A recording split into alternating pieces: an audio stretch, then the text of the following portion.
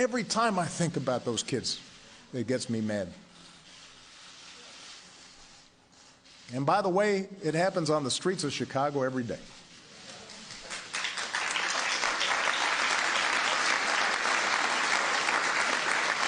So, we cannot simply turn away and dismiss those in peaceful protest as troublemakers or paranoid.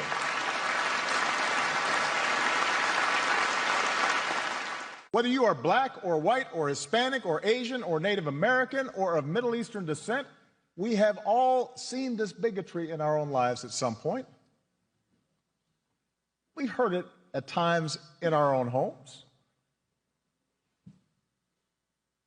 If we're honest, perhaps we've heard prejudice in our own heads and felt it in our own hearts. We know that.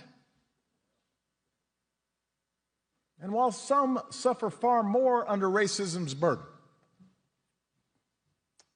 some feel to a far greater extent discrimination's sting.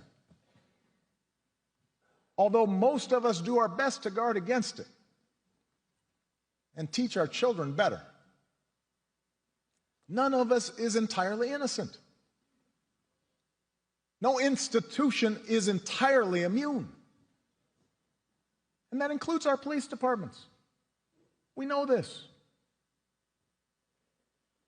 And so when African Americans from all walks of life, from different communities across the country, voice a growing despair over what they perceive to be unequal treatment, when study after study shows that whites and people of color experience the criminal justice system differently, so that if you're black, you're more likely to be pulled over or searched or arrested, more likely to get longer sentences, more likely to get the death penalty for the same crime.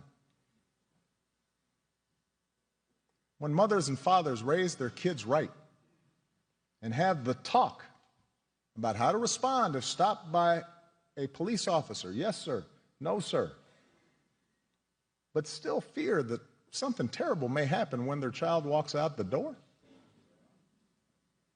still fear that kids being stupid and not quite doing things right